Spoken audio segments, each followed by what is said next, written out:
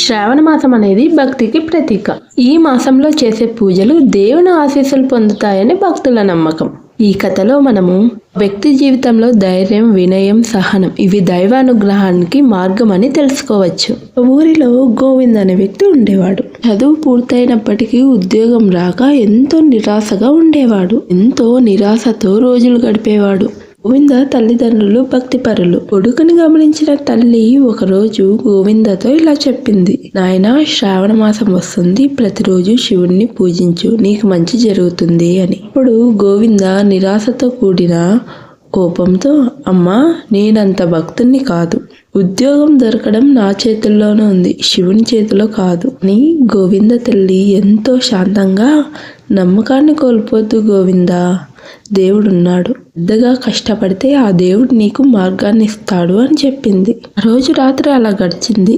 గోవింద తల్లికి ఆ రోజు రాత్రి శివుడు కళ్ళకి వచ్చాడు. శివుడు ఇలా చెప్పాడు, అమ్మా, నీ కొడుకు నన్ను పూజిస్తే అతని జీవితంలో మార్పు వస్తుంది అని. గోవింద తల్లి ఉదయం లేవగానే గోవిందకు ఆ విషయం చెప్పింది. మొదట అంగీకరించిన గోవింద తల్లి బాధను చూడలేక ఒప్పుకున్నాడు. శ్రావణ మాసం మొదటి సోమవారం శివునికి పూజ చేయడం ప్రారంభించాడు. ఇప్పుడే అక్కడికి వచ్చిన ఒక సన్యాసి గోవిందతో ఇలా చెప్పాడు, ఆయన పూజ చేస్తున్నావు, భక్తి అంటే ఏంటో నీకు తెలుసా అని. ఇప్పుడు గోవింద, భక్తి అంటే దేవుణ్ణి పూజించడమే కదా అన్నాడు.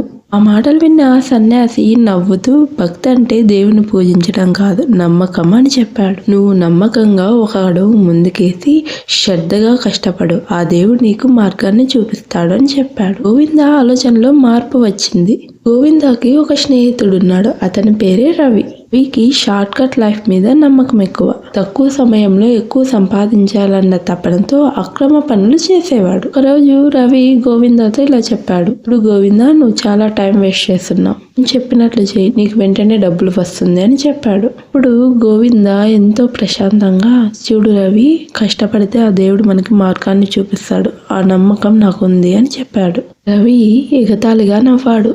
గోవింద రవిని పట్టించుకోకుండా ఈరోజు దేవునికి పూజలు చేస్తూ అదే సమయంలో ఉద్యోగాలకు అప్లైలు చేస్తూ ముందుకెళ్ళాడు. రోజు గోవిందకి ఇంటికి రావడానికి కూడా చేతిలో డబ్బులు లేవు, కరెంటు లేదు, తల్లి జ్వరంతో పడిపోయింది. అప్పుడే రవి గోవిందతో ఇలా చెప్పాడు, ఇంతకాలం అని ఇలా ఉంటావు గోవింద, నీకు డబ్బు అవసరం చాలా ఉంది, వెంటనే నువ్వు బంగారాన్ని దొంగతనం చెయ్యి అని. సారా ఆలోచించు, నీ లైఫే సెట్ అవుతుందని చెప్పాడు రవి. గోవింద ఎంతో శాంతంగా, ఇది దేవుడు పెట్టిన పరీక్ష అంటూ నవ్వుకున్నాడు.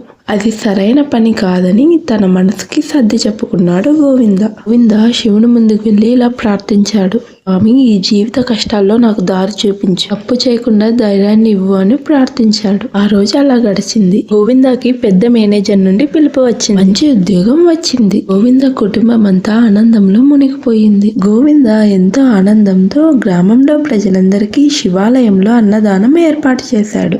కథ మనకేం చెప్తుందంటే, విశ్వాసంతో కష్టపడడం, శ్రద్ధగా మంచి మార్గంలో నడిచేవానికి దేవుడు ఎల్లప్పుడూ తోడుంటాడు. ఒకసారి నమ్మకంతో ముందు అడుగు వేస్తే అంతా దేవుడే చూసుకుంటాడు. పెద్దగా కష్టపడాలే గాని ఆ దేవుడు ఎల్లప్పుడూ మనకు తోడుంటాడు. వీడియో నచ్చితే లైక్ చేసి మీ అభిప్రాయాన్ని కామెంట్ చేయండి.